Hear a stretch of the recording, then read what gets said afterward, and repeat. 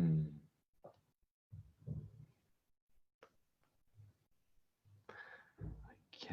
just share this.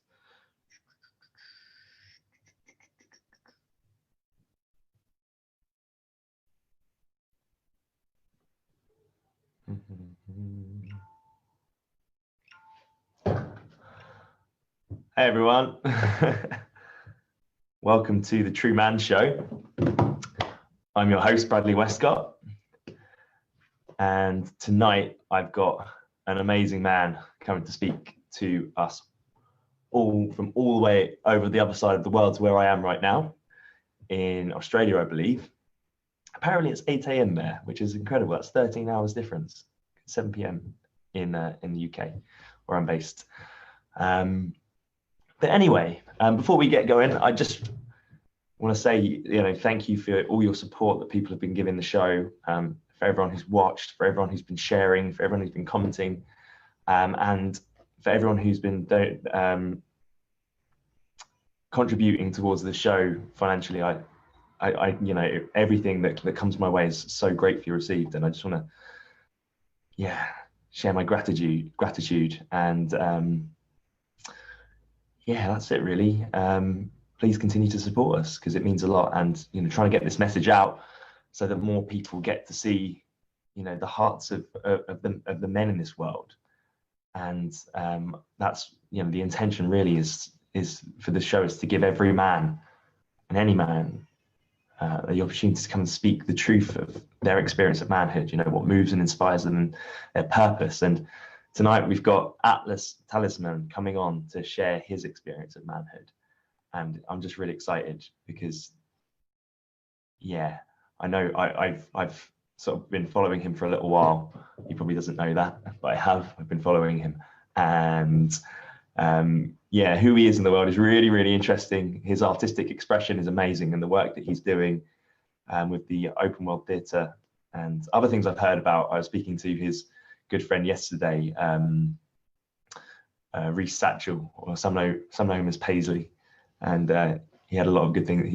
He's another very interesting guy, and he had a lot of lovely things to say about Atlas. So I'm going to bring Atlas on so he can tell us all about who he is and what he does and what he brings and his experience.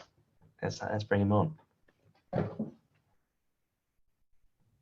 He's coming on now.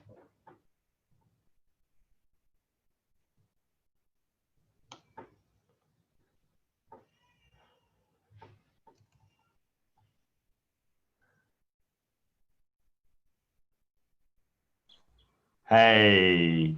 Hey, brother. How's it going, man?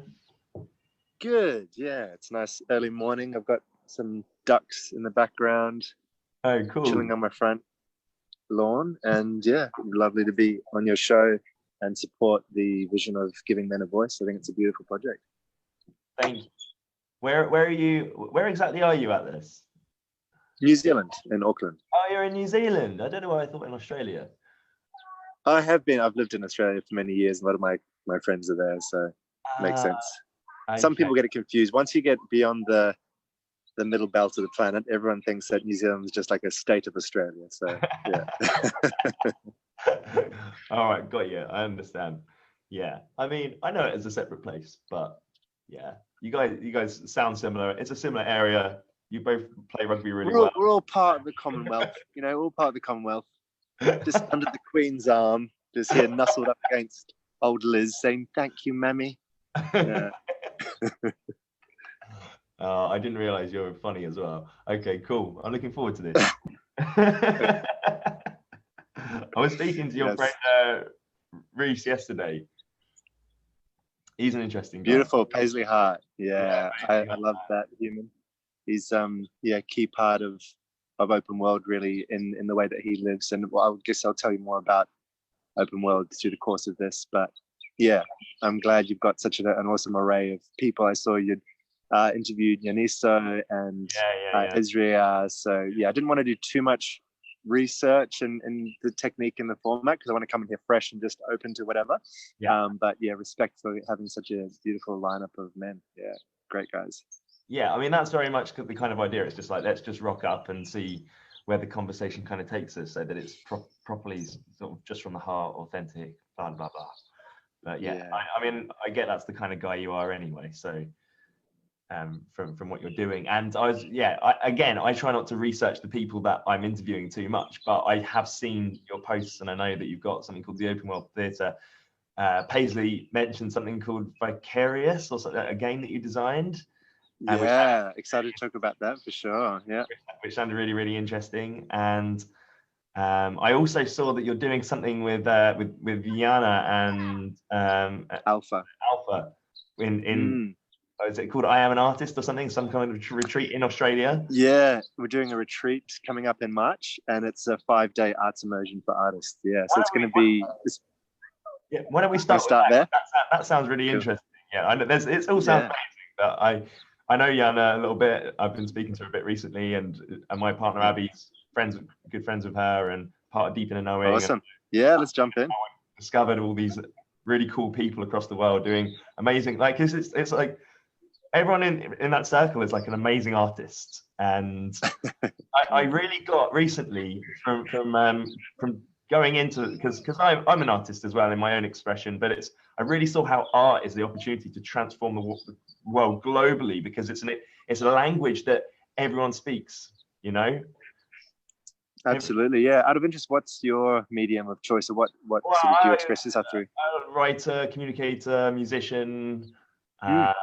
You know, I've got my own way of delivering my creativity and my art, and awesome. I think that's perfect. As you said, you're a communicator, and I think that's ultimately what art is, and why, as you mentioned, all of these people in our collective, and definitely Jan is a part of that. But I guess for me personally, the Australian crew is what I'm linked to on social media, or I grew up with, and that's Art Gang, which, as I said, definitely includes a few international people like Yana, is known because of our close links in all different kinds of ways. And I think that what makes all those people such amazing artists is that we do the work to be authentic, to go face to face with life, to have experiences. And when you then step into the artistic context, there seems to be this bravery mixed with vulnerability, mixed with the mess of actuality. And I think that's what makes the art beautiful, or powerful, potent, riveting, magnetizing, is the fact you can also witness the bravery of the spontaneity of the moment, not trying to guard and hold up. I think Wizard of Oz is a great example. We're not, trying to hold up the facade. We are the wizard behind the curtain, who's a shriveled old little human, just going, oh shit, look at my nipples, look at my pimples, just showing it all. And people, it's such a refreshing relief, and it's becoming more and more popular. Of course, the idea of vulnerability and authentic relating is out in the world now. But that's, I think, why those people are so potent to witness in their art forms. I think that we are all artists. Yes. So I love it when anyone claims their artistry. It's just a natural response to being in an aesthetic world filled with beauty and ridiculous, like sunsets and beetles and flowers, and there's just such a dance going on around us. So I think that human beings are meaning makers. We are weavers of story. We create our own mythology to better understand ourselves. So we're always creating art, and we're using it as a key way to pass on culture and understanding and position and safety. Like, oh, don't eat those berries. You come out in your like little berry costume. These are bad. We take it in more. If you just get someone saying, oh, hi, Johnny, don't eat that one, you go, oh, up yours, I'm going to eat it anyway. But if you watch this really emotive movie or story or book or whatever, it is ingrained in our visual memory. And so, art's definitely a key part of passing the culture on. And that is why I'm so keen to work with Alpha and Yana, because I think that we do need a new culture, which is a big statement, because I think culture and traditions are protected, rightly so, in many contexts, but particularly when you're in the world that we're in, and most people that are receiving this, probably all, if you're watching Facebook Live, you're probably, or Zoom, you're probably in the world that I want to update, because there are so many antiquated systems, so many systems geared to fail. Like the medical system wins when people are sick. What? Like, aren't you meant to make people well? So there's these inherent kind of contradictions in success. And so, Alpha, Yana and I are putting on this 5-day immersion. It's in Australia. And essentially what it's doing is it's asking any human who knows that they have a vision or a feeling of how else reality could be, but it's not landing. You know, that frustration of just like, oh, or you have this picture of how you want to love your partner, and you roll over one night and you've been bored, you haven't been treating them very well, haven't done anything creative for ages. You know, it's just like, how, this is not me. Like, you don't know the real me. There's such beauty and potential here. And translate that to any context, whether it be work or what you want to do, the environment, or how you imagine you'd be adventurous in your youth and then you didn't end up doing it. We're taking those people, which I think a vast majority of us, and we're putting them in what I call a safe place to be dangerous. You come face to face with people who are stripping off their own stuff and being an example of liberation and vulnerability and greatness. Yeah. And I like to say, be humble enough to be great. Like, if you're going to spend 5 days with us, I'm going to give you everything, not because I'm arrogant, but because I respect that you're actually giving us your time and your money and your energy. So I'm going to bring myself up to the level of mastery I've managed to achieve thus far. And I'm going to give you my best out of humility and thanks for your energy and time. So you're going to be linking up with people, I think, who can do that very well. Like Alpha is a boss, amazing vocalist and creative director and performer on stages and arenas around the world. Yana is a lightning mind who brings that also to emotional healing, but also movement, and is bringing the emotional healing through in the way that she moves. And then me, which you've already seen, a master of characters. Am I right? So yeah, I'm going to be doing a lot of characters and comedy, and looking at how to shift the identity, because I think ultimately we're all playing a character in our daily lives, like it's just an identity. So yeah, that's what it is. I'll talk more. There's a truck that's pulling in just here. Oh wow! So I'm not sure if that's loud in your ears, but why don't you speak for a moment and then I'll continue after that. Yeah, I mean, because I guess you're pointing at it, but it's like, it really does take courage to be an artist. You know, it's like, you cannot be. I mean, the nature of life is to create, and the nature of the human experience is creativity. We're all artists in our own unique flavor and way. But the thing I see that blocks us is actually having the courage to be who we are, and to unleash that potential and the magic that is the essence of each individual human being. And I guess that feeling that I get from what you're doing and what you're doing with this particular retreat is giving people a safe space to actually explore who they really are, so that they can then go out into the real world and go, I'm this person, I have magic, I have creativity, I can show up in the moment and just be like this amazing human being. And that is an amazing thing to be bringing to the world. Thank you, brother. Absolutely, you've nailed it exactly. It's this what I call public displays of humanity, and that's a big part of open world as well. But it's essentially the idea of humanity showing itself back to itself, being that mirror. Because I think one of the things that people love about Alpha and Yaron and myself, just through surveying and getting feedback about people's excitement to come to I'm an Artist, is that we get weird and we hold point for that pioneering space beyond the known, the bizarre, the strange, the ugly, all these kind of things. But I don't think we're unique in that way. I just think that people are damn good actors at hiding all that stuff from each other.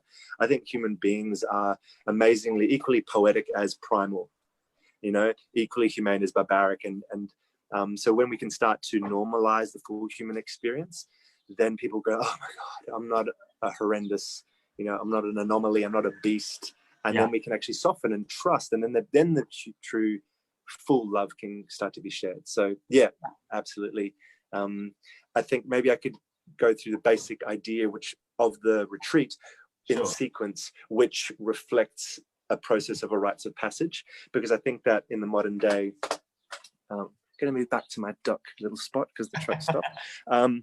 In the modern day, we are starved of what I consider to be a rites of passage, which would be any initiation over a threshold to prove to oneself more than anyone of a right to hold a certain power.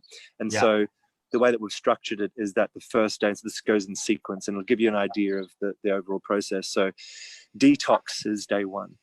And I think that's a real key part in the modern day, is unplugging from all of the intoxicants, all of the things which ultimately become a layer, an insulation between us and the lifefulness.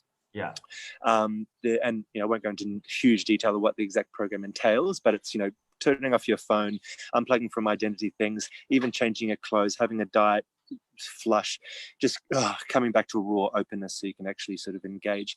And the second day is rewild, because it's so important, I think, just to allow oneself out to just move and bust and just go to that place of crazy. Like what a sanctuary art has been for madmen for so many years, because rather than having to be burned at the stake or committed to an asylum, it's like, no, this is just performance art, and I don't really mean it. I'm just here bleeding and crying and coming on the audience as an expression of my inner child, whatever it is.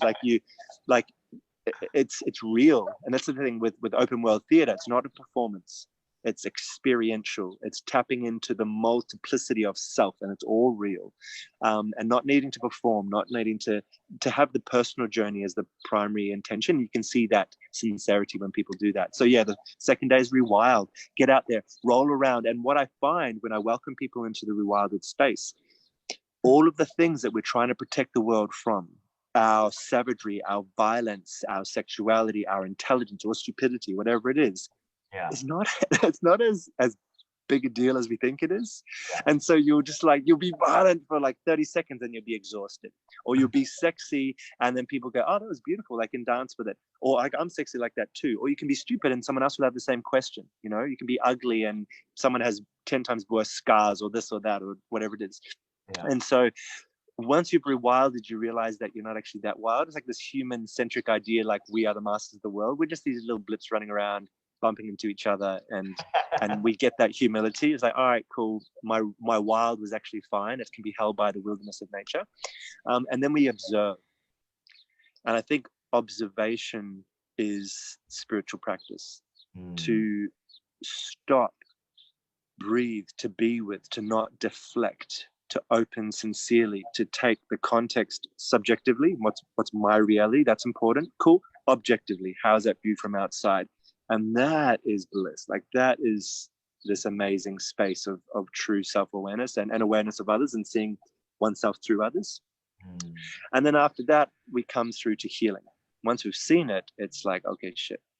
All right. And then that's when we can actually start to align things, all of the lies. And I think that's a key part. And I guess coming to masculinity as well, it's a big statement to say all. I won't say all. A lot, I believe, of the anguish and the juxtaposition, the clashes, is just not facing the truth, not honoring our personal integrity, not owning up to when we've done something. And for two people on either side of the fence, not to be able to show all their cards. And I think the healing comes when we just go, like, I think what is beautiful. I think the world is a natural elixir. I think nature does want harmony. I think if we breathe and release our muscles and allow our chemicals and all that sort of stuff to come in, it will naturally balance.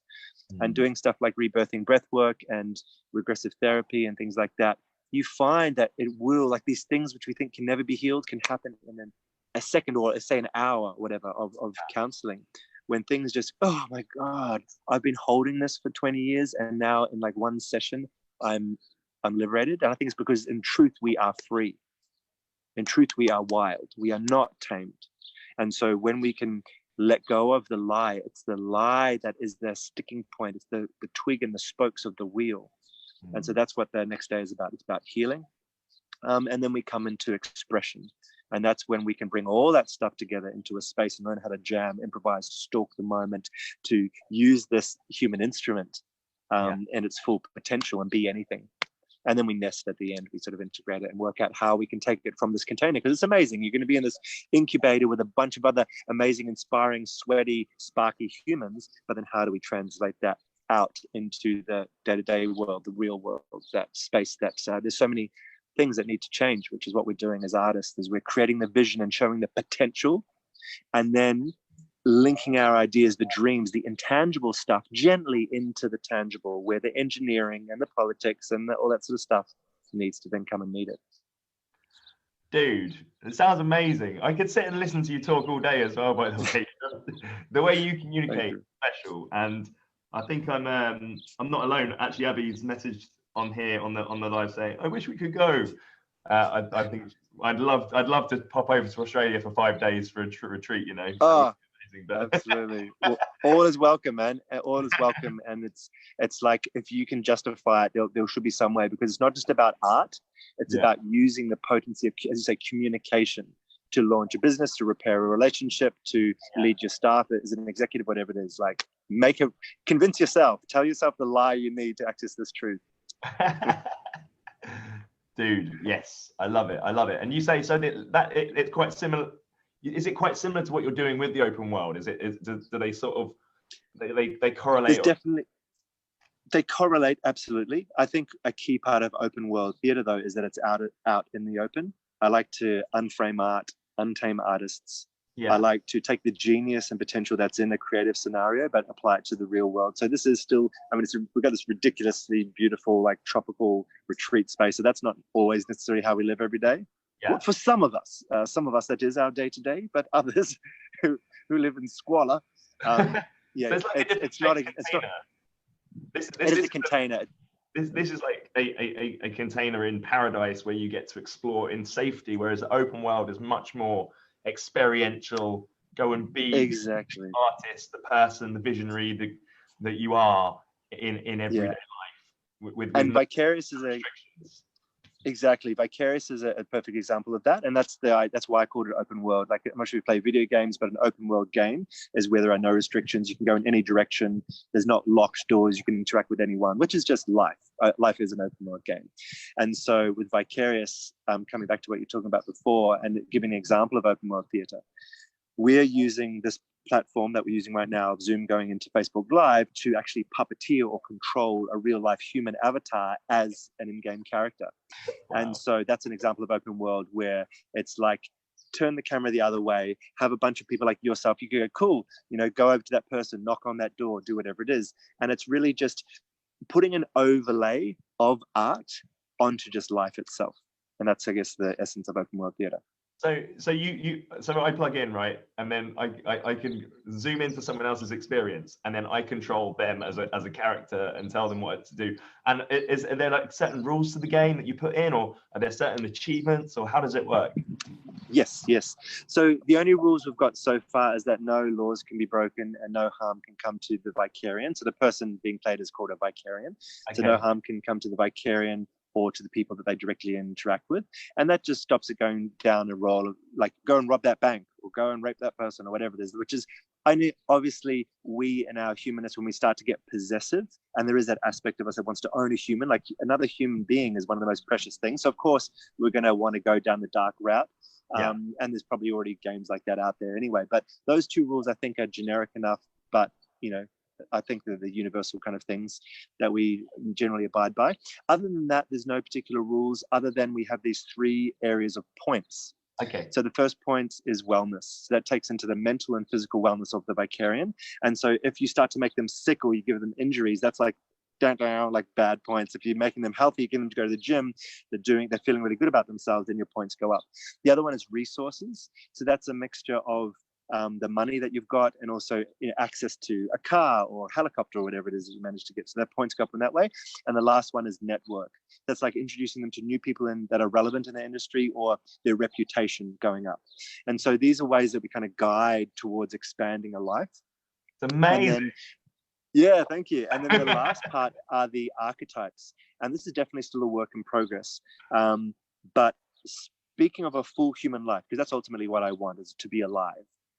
In the full capacity that I managed to do in my particular life. And that will always be relevant, regardless of the technologies that shift, the economies that shift, the social context. If you, I believe, stand as an example of someone who was curious and who bravely admitted their faults, but also with splendid, vigor, just went into their particular genius. And I really love this word genius, which means the spirit that was attendant upon your birth. Like that thing you were born to do, that effortless thing, when you kind of just show that, I think you're going to be a great role model for any people that come in the future.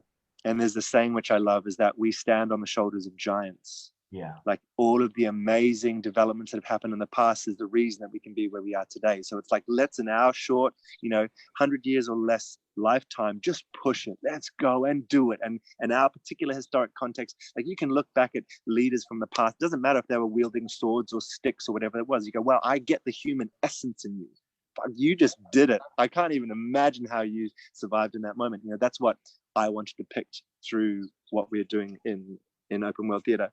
And so in order to live this full life, I come back to archetypes, just because it's a simple way to understand the different aspects. It's not about drawing on some deity or some god or some a universal presence. It's just finding that aspect of myself.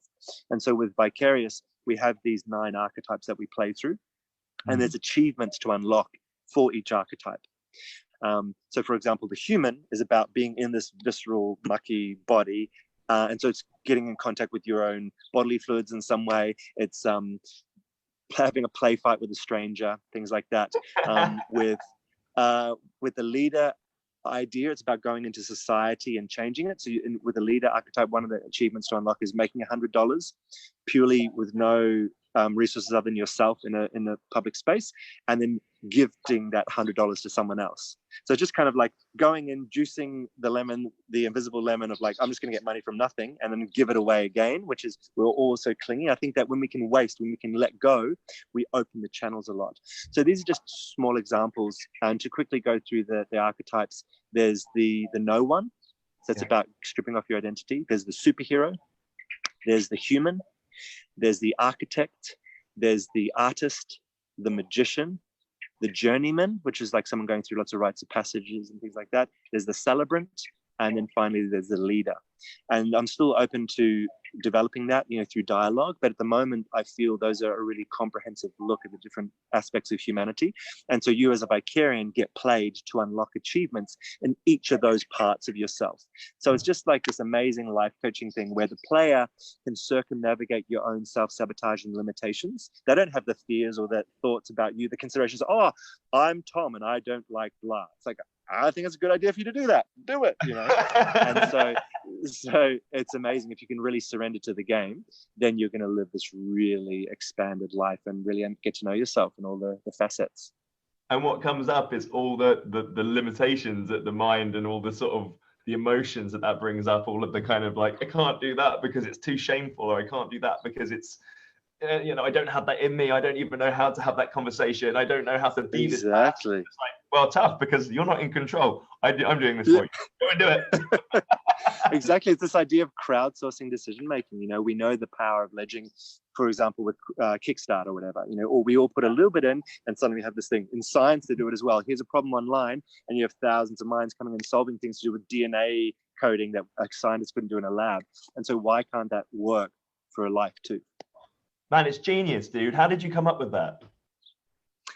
There we go. You're genius. It's as I say, it's the gene. It's part of. I really like in Elizabeth Gilbert's book, Big Magic. She talks about ideas almost being like their own entities that come through and they land and that sort of thing.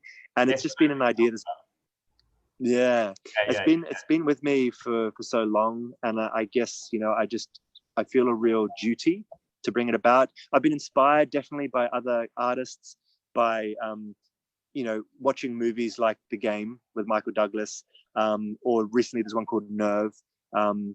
There's been a bunch of ideas about the Truman Show, and you've got the Truman Show, but it's this idea of the world within a world.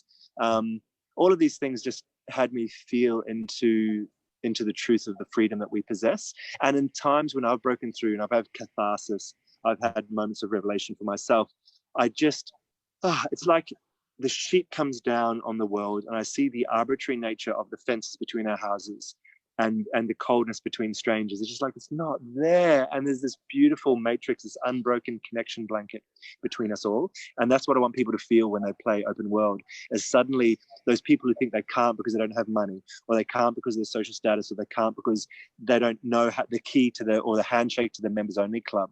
It's like, it's bullshit. All we have is human beings in space. Yeah. The rest is made up meaning.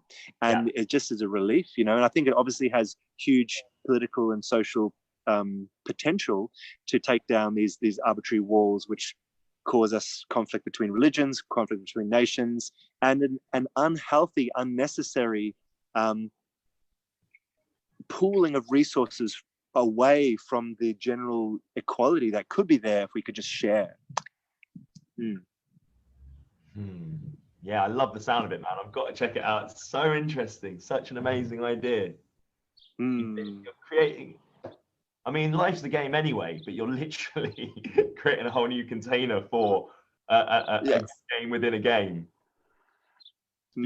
That's what I want. That's what I want to leave behind. You know, this idea of legacy. You know, I don't think that it has to be self-aggrandizing. It's just like taking responsibility for the trail that we leave behind, and that is what I want to do. I would love, you know, on my deathbed, if I just look around and I know that I've handed over a tool so that a little bit of what I feel is possible inside can be held by others. Hopefully live it as a representation. So even if just my closest friends go out and go, you know what, if Atlas was still here, he would love this, you know, using the death life cycle as a chance to birth new things. I would be so happy if I knew that I'd provided the world with a way to play life as a game. That's it. A game, a simple hand holding to then just let that hand go and watch the babies fly. The vision I've got is you being the giant for the next generation. We all are. For them to stand on.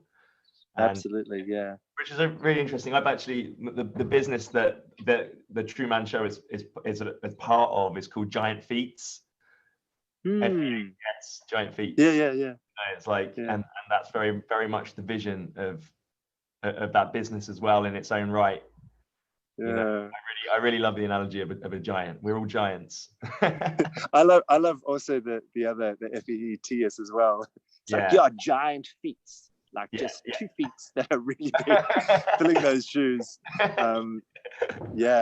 And we, I guess, can aspire to being worthy ancestors. You know, like we often, I think of our ancestry, and for those of us who respect the people who have come before us, it's like, wow, they were great people, they were great icons. But imagine being that up in the clouds, or however you consider it, and looking down, just because I think there's a real selflessness. If I think of my grandchildren, for example, and I often talk to people about, even in a relationship with someone, imagine being that person, like your partner, your husband, your wife, your boyfriend, girlfriends, lovers, grandparent, and not having our personal need or desire. It's like, I just want you to live, honey. Like, I just want you to feel life. I want the sun on your skin. I want you to be loved. You know, I want you to go out and that is a really lovely perspective. So I think if we looked at the entire, and I think that's why sometimes, not always, but sometimes we have elders who come to a place where they're not trying to get something from life anymore, and they can sit back and they have that grandparently feeling of just like, well, I hope life is good for you, you know. So I think it's a good thing to aspire to be noble and worthy ancestors.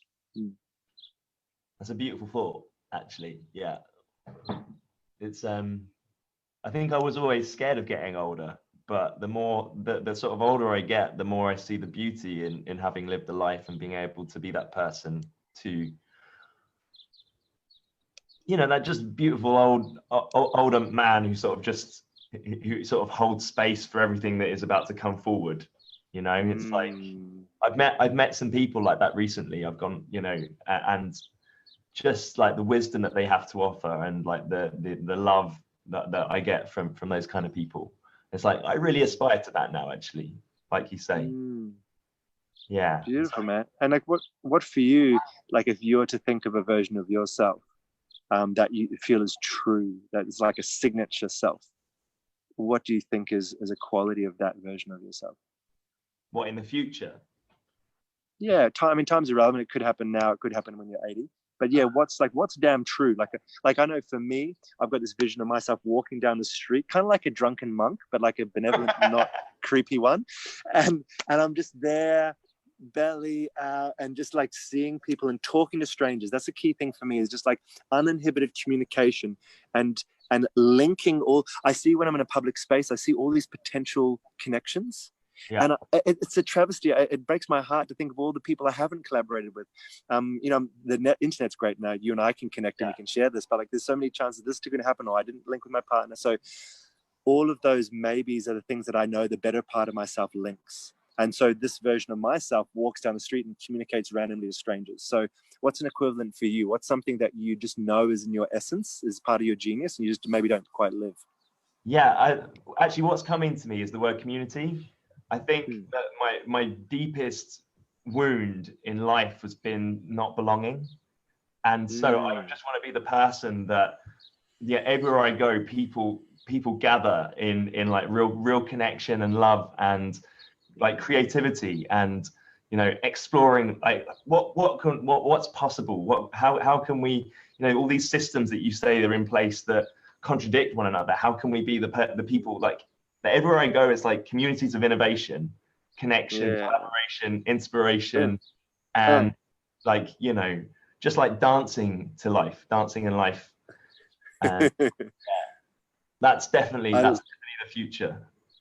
I love it, man. I love, like, obviously you couldn't see it, but just the amount of animation in your body, the emphaticness, like that is what wants to come out. And thank you for speaking to what's in you, what the aliveness in you. But that's like such a relief, just to witness people who are allowing that charge. And when people aren't aligned to their purpose, they're still got just as much passion.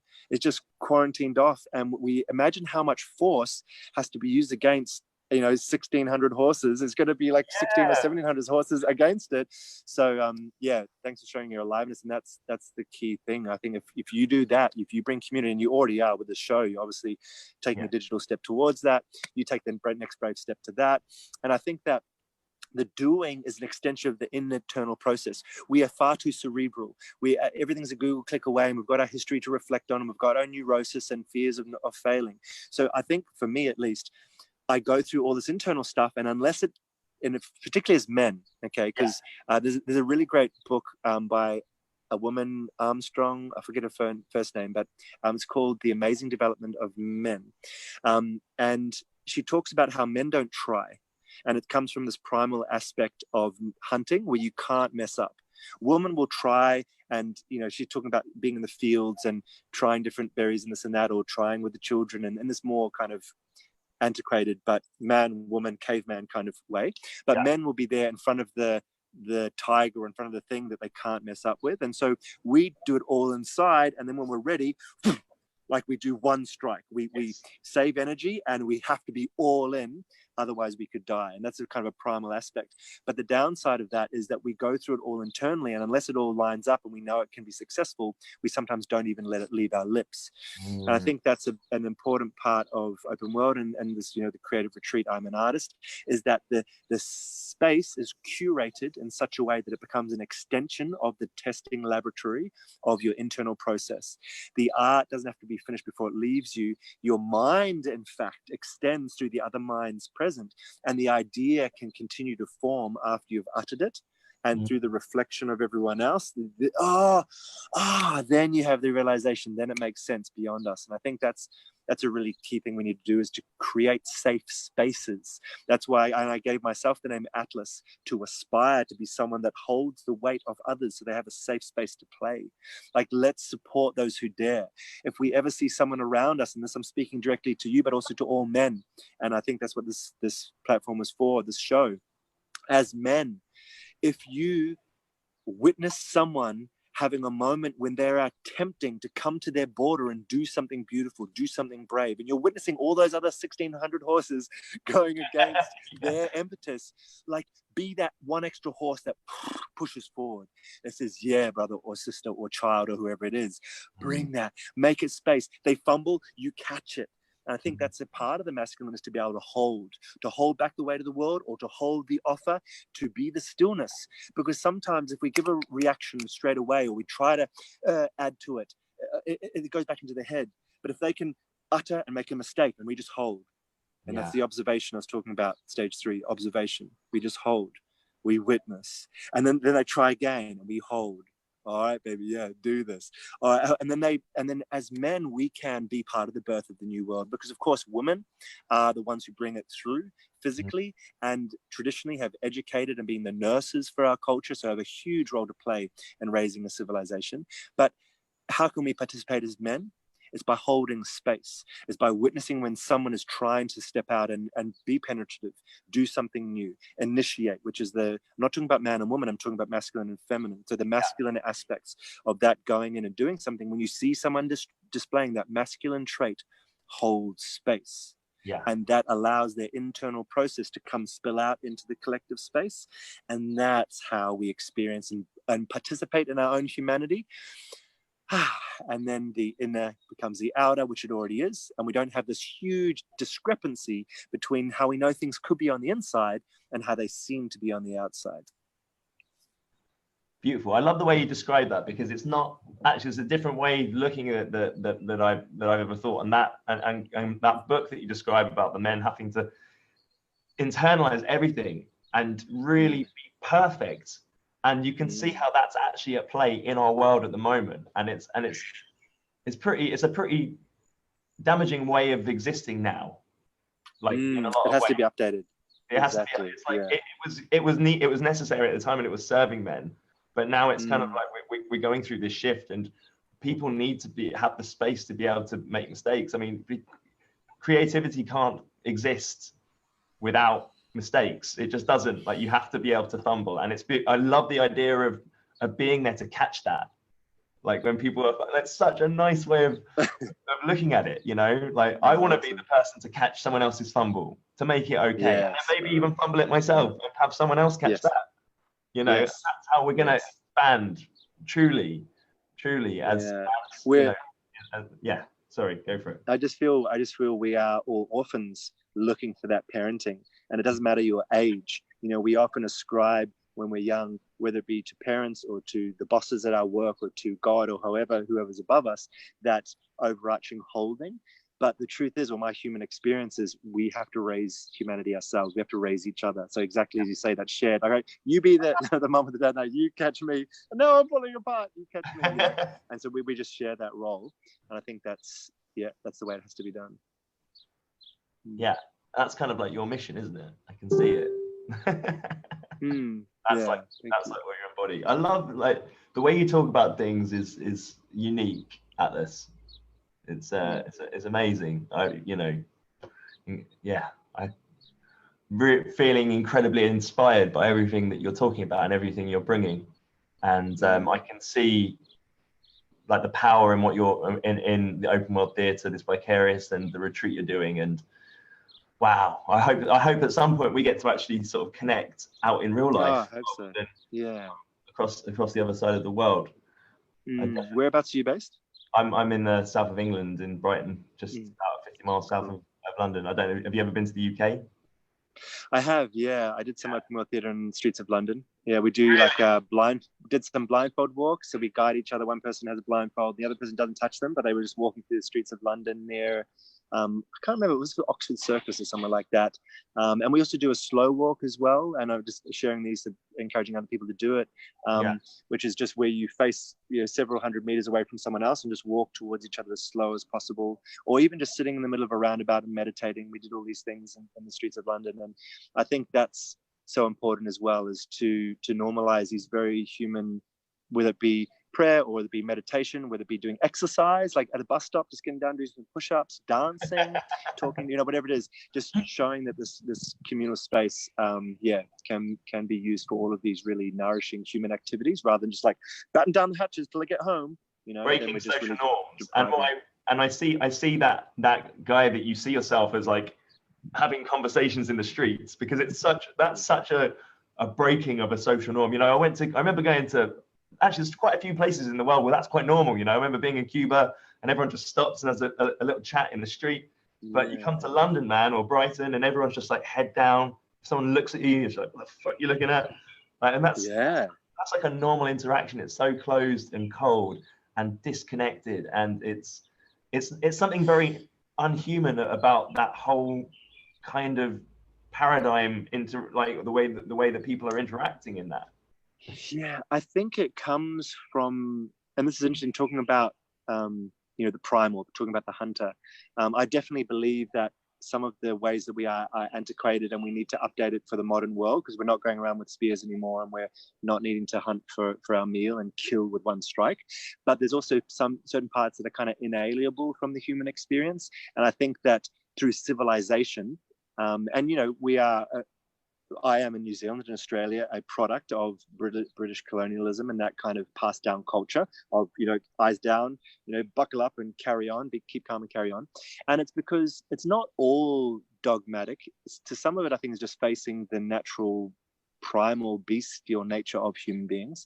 And it is true that we want possession. We want things. It is true that men often just want to, even from a primal nature, want to seed a lot of women and spread their genetics through places, and all the other things, whether it be being mischievous or whatever it is. And so we have protected ourselves from those some inalienable aspects of humanity. And so, as well as just changing ourselves, updating ourselves, realizing we don't need to kill with one strike, I think it's also equally important to say that maybe some of these aspects can't just be cleared, can't just be sort of evolved out of. So how can we have spaces where we can be that bestial nature, we can be violent, we can do all these sort of things that we can't just evolve away, can't just explain away.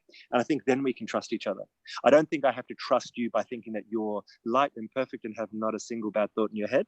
I think I can trust you when I know you will show up in your dark and your light, when you allow your ugly out when it needs to be let out, and you will take responsibility to create a container where it can be spilled without claiming the right to impose it on everyone else around you. And when we see each other doing that, whether it be through violence or through sex or through mind expanding experiences, whatever it is, then we can trust the person, because it needs to be the full person. Otherwise there's an element of like, no, I'm just all good. It's like, no, we got a lot of stuff. Yeah, like, I mean, you're pointing at shadow work really, which has been an essential part of my journey of uncovering and releasing the mask. And actually, you know, that I for a long time there were two Bradleys. You know, there was sort of like the one that I would show up as, and then the one that I completely shut away, but would come out after like several beers and like, you know, a gram of cocaine or whatever, who would just be absolute destruction. And he had a name, and his name was Des Troy, and he was, he had a Facebook page, man, like and he was like just chaotic, like just sexually perverted, fuckhead. Totally. Oh God, like, but yeah, doing the shadow work, like he kind of integrated, and there was no need for him to be there anymore, because he could be me and he could express through me. And as soon as I started doing that, my life started to transform, because I wasn't actively going out to destroy people. People could, like you say, they could see me and they could trust me, and I didn't have to pretend anything. I could just be me. And that's kind of what you're pointing at. We can get to that point where we integrate all the darkness and the shadow and just be ourselves. We get a choice, man. Sometimes we're going to fuck up, and sometimes, you know, sometimes those other parts of us will come to the light, but it won't be such a surprise. It'll be like, okay, I know that's part of you anyway, and I accept that because you're a human being, and I see that in myself, and I can love you for who you are. Exactly. And integration, as you say, is the key. It's not about clearing and getting rid of, but it's having it as a healthy channel that it can come through.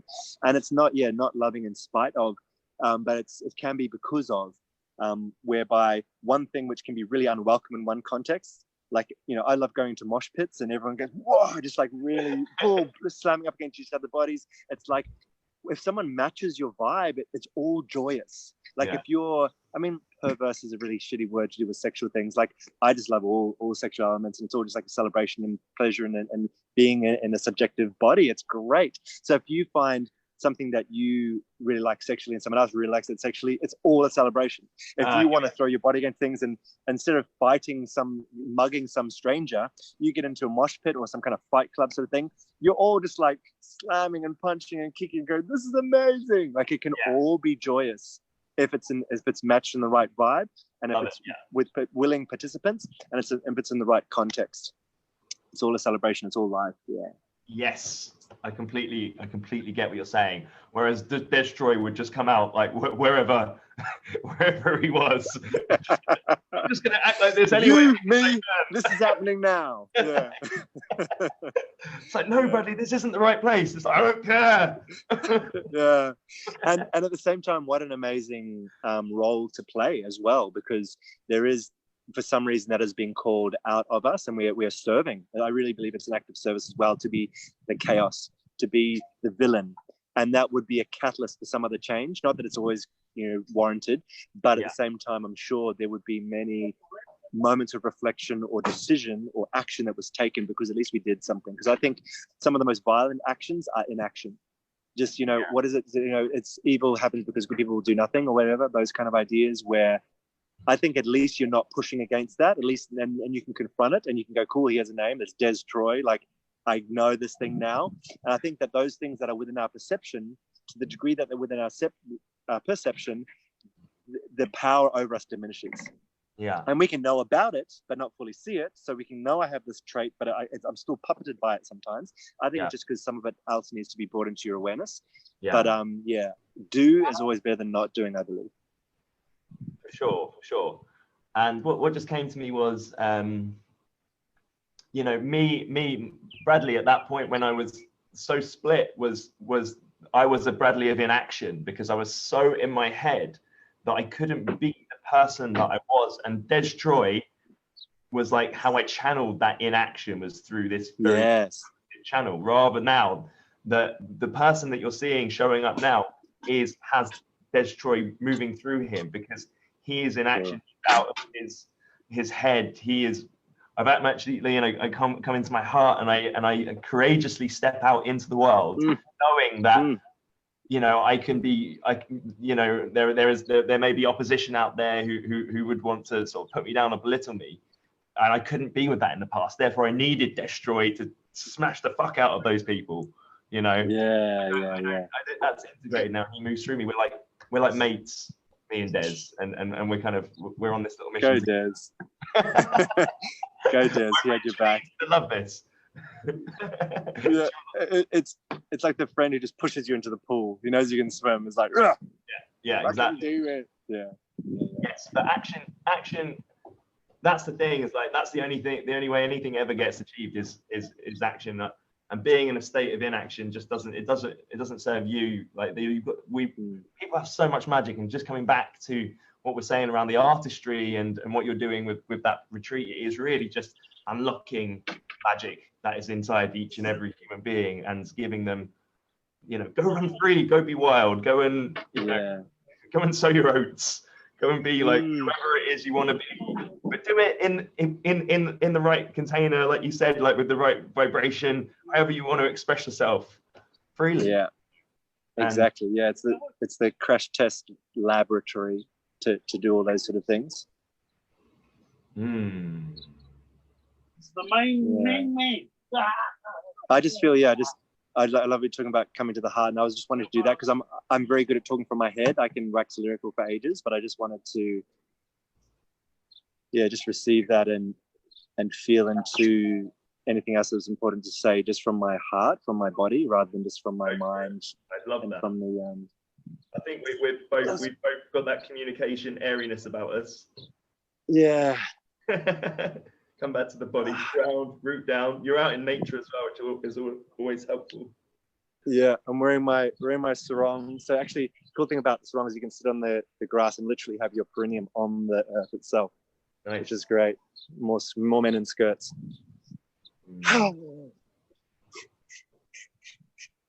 So what does Atlas Heart want to speak? It feels like just like this. I feel like everyone, even including myself, is my little brother. And you just want to look at that person, look at myself, and just say, run. Just like you said, go and sow your oats, or get up. And you're just witnessing that person on the other side of the glass, and you can't reach, you can't grab them. It's all I can do is to just stand on the other side of the glass and wave my arms and call to you. And it's like soundproof glass. You can't even hear what I'm saying. So you have to read my lips. You have to witness it in my body. And my heart says that we are on the other sides of these glasses, this magic mirror, like literally this bit of glass in my hand is the silencing glass at the prison of our isolation and the falsity. And I think we are alone. And I think that's okay. And I think our need to belong doesn't need to be completed in connection with others, because I felt the feeling of my body go stiff like a coffin through different processes. And I know that's what it's like when I die. Yeah. And it is very lonely. But it's beautiful because you and your mind can go into curiosity of self, and it's that sovereign bliss of floating alone. And that is the truth. But there's a connection because we're all in these solitary chambers alone, waving to each other beyond the silent glass. And so my inner heart just goes, it's beautiful. Being alone is beautiful, but I'm alone too. And I'm going to dance in my cubicle as wildly and big and smear my blood on the glass. And hopefully at the end, I'll just realize it's a mirror. And knowing, as we do in a mirror, if I do that, you're doing it because you're my reflection. And so, yeah, that's what my heart feels. In fewer words, it's just that, like, we are our little brother, and let us live like we are looking into the eyes of our siblings before we head off to war or whatever it is. And we just invest with as much as possible through whatever it is, whether you're doing open world or you're selling shoes or you're a masseuse, it doesn't matter. These things are arbitrary symbols. Like, let's exude life and look into those eyes. And when that little brother gets his first time on the bike, like, just stand to the side and cheer. And don't protect them from the grazed knees. Just hold space for life. Oh, I love that. It's just a celebration. Yeah. Yeah, that's what your point is. Celebration. Oh, I feel like in this talk, I've seen through the eyes of someone who really, really, truly connects and loves this experience. So I really, really want to thank you for that, because I'm sure that's like when I created the show, it is literally to see the hearts of men, and I really feel like you've given us a really, really journey into yours, and very, very beautiful, insightful, and heartfelt and loving. And I've absolutely loved every minute of this at this. It's been a joy, dude. And before we go, I just want to, because I'm sure everyone's going to want to know how they get in touch with you, where you hang out, how they find out more about what you're doing, what you're bringing, the retreat, the open world theatre, your games, everything you've got going on. How do people find you, dude? Openworldtheatre.com, spelt the American way, so it's ER at the end. Openworldtheatre.com. Just on Facebook, I still put a lot of stuff out there just through Talisman. So yeah, friend request me. I accept most people. I do check every single person I welcome into my space. But, you know, if you're a person who's out there creating art, creating humanity, showing up, then I'll accept you. Instagram, same thing, Talisman. As far as the future goes, I'm actually bringing it all under the umbrella of Open World Realities. So that website's not up yet, but if you want an overarching view, which is not just the open world theatre, but includes the digital space, it includes the sexual stuff, it includes the collective artistry, which is a bit different from the open world theatre. It includes the gymnasium, so if you're into embodiment and fitness, expeditions, going on quests, which is a whole other big area. Openworldrealities.com is about to be launched in the next month. So yeah, hit me up.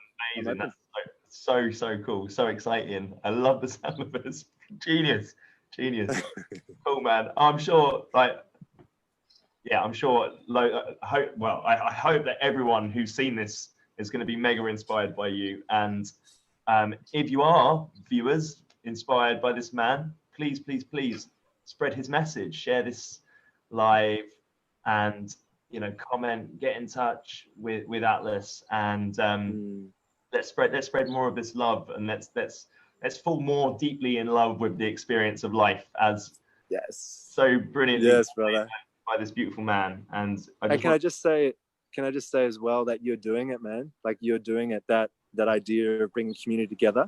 Like, this is an example. So just a huge salute to you, beautiful human. Like, I can feel you've supported me in spilling out into the space. So you've done it, man. Like, you've held that masculine space, and I felt totally free to do so. So huge kudos to you. And yeah, let's as a call to action, use the hashtag I am an artist. If anyone watching this wants to display their artistry, or the way that they can celebrate life, or the way that they are daring to hold someone else as they explore, like, we'll look at it, because we're looking at hashtag I am an artist at the moment in the lead up to our 5-day retreat. So use it. I'd love to see other people come into life too. Perfect. I love that. Hashtag I am an artist. Great, man. Well, this has been an incredible episode of The True Man Show. I've been your host, Bradley Wescott. We've been in the presence of the brilliant Atlas Talisman. And yeah, big love to everyone who's been watching this, and I'll see you for another episode tomorrow. But in the meantime, whatever you're doing, you know, keep doing it. Be love, be an artist. Yes. Cool, man. Thank you for playing. Yeah. Thank you for playing. Woohoo. Big love, brother. Bye. Bye.